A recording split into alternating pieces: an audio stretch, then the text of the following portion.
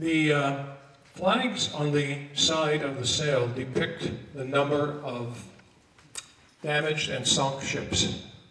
And with many submarines, the damage was primarily with the merchant ships. They had to interrupt the flow of men, munitions, food, and all those other matters. But they also sunk ships. Now I will be sharing with you the story of the War Patrol here shortly. Well, I'll come back to the movie. There were 2 movies filmed on this ship, one being called Destination Tokyo, and the other one being called Below. That was shot about, I believe, 8 or 9 years ago. And from those who have seen it, they told me, it's not much of a movie. They towed the submarine out into the lake, and they did what they did. On the deck, you see a 4-inch 50 caliber deck gun. Had a range of 16,200 yards. That's close to 10 miles.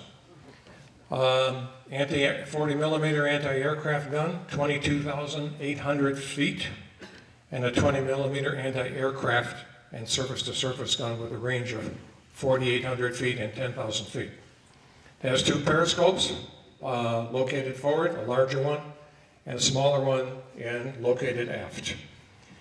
Now, let us go into the next slide there, George, and this is basically a representation of the submersible principles of the submarine, and it basically shows you what is happening when it is surface, diving, submerged, surfacing, and surfaced. And as you went through the submarine last week, and we'll show you some of the pictures into the inside, it is a pretty complex instrument with all of the various valves and arms and motors that it takes to run it. Next one, George, please. This is the forward torpedo room. Pretty obvious, even if you've not seen it. I'll try to keep this in a good location. And those torpedoes are 22 feet long. I believe I've been told they're about 3,000 pounds. Would that be correct, Don? Do you know? About 3,000 pounds.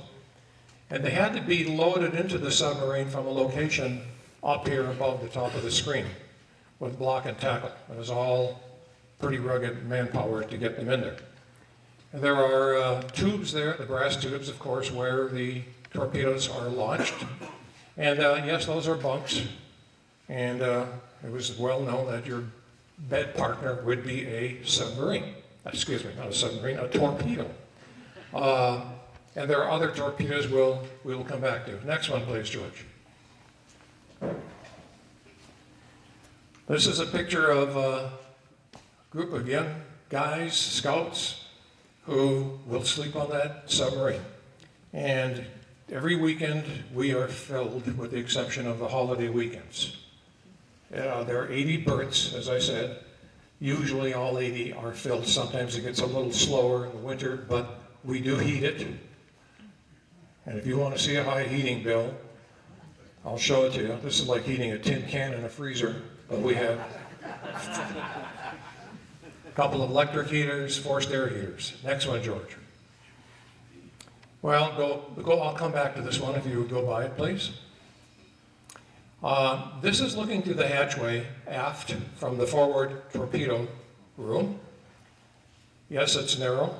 Yes, people have to get by each other as they go down that corridor. Next, please. This is the famous table I was alluding to a little bit earlier. And on one of their war patrols, indeed, a crewman did come down with appendicitis. Now, one of our board members is here tonight, a couple of board members are here, but this one happens to be a doctor, so I better watch what I'm saying. A medical corpsman was a very trained individual.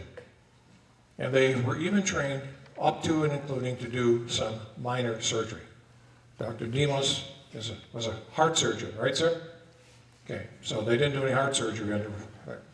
But the crewman did come down with appendicitis, and they cotted him, that's the right word, onto that table.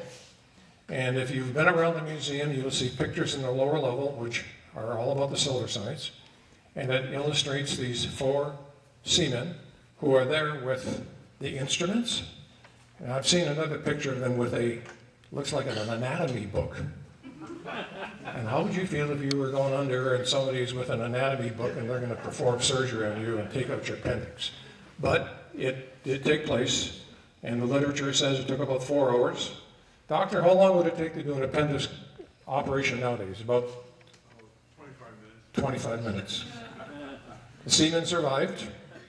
And again, in some of the literature, talks about the fact that in a few days after this, when he was recuperating, they underwent a pretty serious mine attack, depth charge attack, and he was sort of knocked out of his berth, but he survived and he did very well. So thanks to that corpsman. But there are some of the pictures down below. They're pretty interesting. Next, George.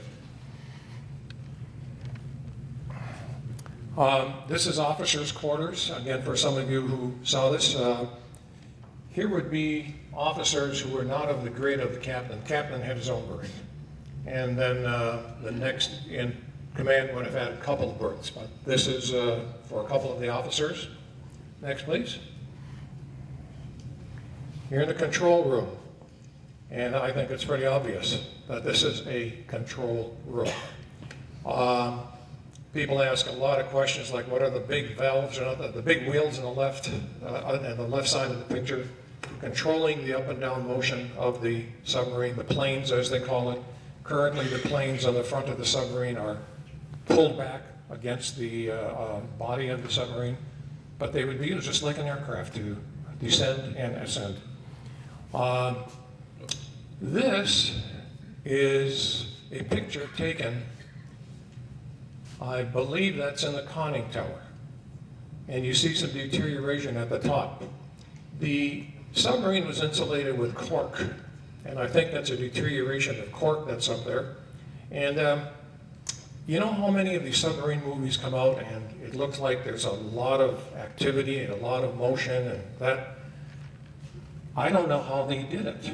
It is very, very tight. Right now, there isn't much room up in those things. It's very tight for the captain and the other officers to be a part of this activity. This past fall, we had a captain from a nuclear submarine come here. He called this past summer. He had been an officer and then a captain of a nuclear, he'd been on 5 different nuclear submarines. One of them was the nuclear Silversides, which I didn't know until he came here. And he had some very, very fascinating and interesting stories about nuclear submarines. If ever we could get him back, I would invite you here. It's a fascinating story that he tells, and so well done. We did ask him a question, given conning towers, given space. Which is the most authentic submarine movie out there? And he said The Hunt for Red October. Others are Hollywooded a little bit too much, but he said The Hunt for Red October is a very good and authentic movie. George?